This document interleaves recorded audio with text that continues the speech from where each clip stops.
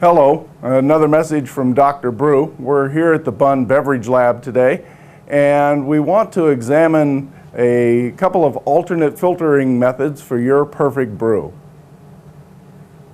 Okay, for an overview of what we're going to try today, we're going to look at a few of the different filtration methods we're going to use. One of them is a cup style flat bottom with a metallic mesh.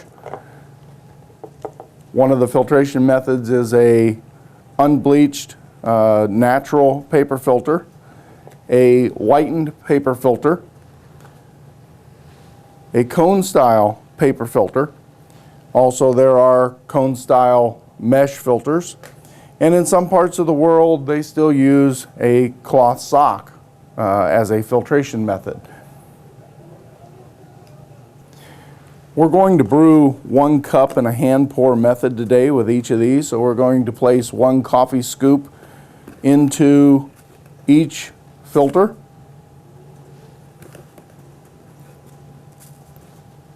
Since this coffee is all one roast, the approximate weight for each one of these should be the same.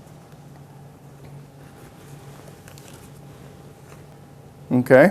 We're going to hand pour each one of these, and as we start the first one, we want to have an idea of approximately how long we took to saturate the coffee, and your pitcher of choice to be able to meter the water out onto the coffee, much similar to a spray head that would be, or a shower head in your coffee brewer.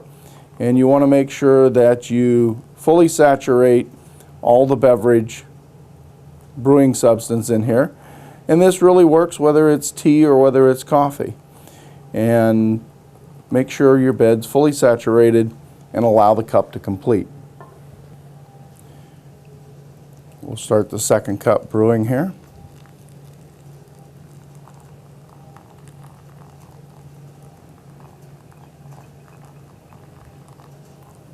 Always ensuring that you fully saturate all the grounds.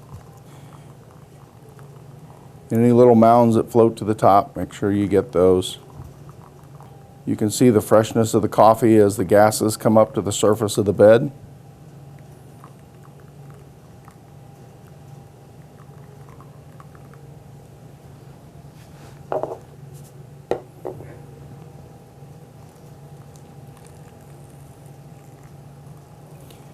Coffee brewing actually happens in phases. The initial phase of brewing is called the wetting phase, where you want to fully saturate the coffee and allow the cell structure to expand so the water can actually move through it. The next is the extraction phase, where the turbulence created by the water movement through the coffee actually pulls the material from the coffee into the beverage solution. And what some refer to as the hydrolysis stage, or the combination of the components of the coffee, the proteins, the sugars, and the acids, creating the perfect brew that we enjoy as coffee.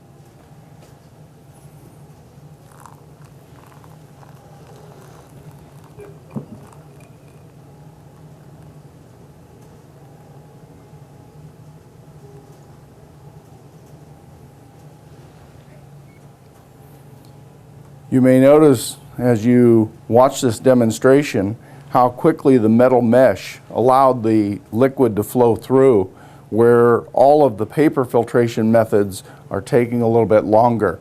The speed of that brew will likely represent a slightly weaker coffee, but you'll also notice as beverage passed into the cups, if you look at a close-up of the first cup with the metal filtration, you can see that it is a little more cloudy in the beverage itself. It'll give you more of a mouthfeel comparable to French press, where you have the sediments that are non-soluble that pass through the filter media and become part of the beverage. Most of us are used to a more clarified beverage with paper. Paper does pull out some of the oils and keeps it in the brew basket itself, but you end up with a clarified cup without the sediments that you get through metal filtration. One good thing to do is a quick taste test just with hot water and your filtering method. Some recommend wetting a paper filter before you use it. Metallic filters may affect some people's taste profile.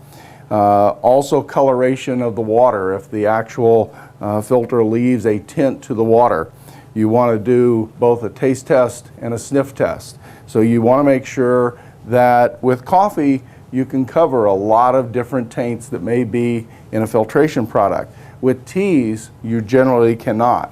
So if your filter paper just in hot water has an odor or a taste, then you probably don't want to use that for your finer beverages. Well, thanks for tuning in to the latest episode of Dr. Brew. We hope that what you've learned today with alternate filtration methods help you create that perfect brew. Thanks again for tuning in.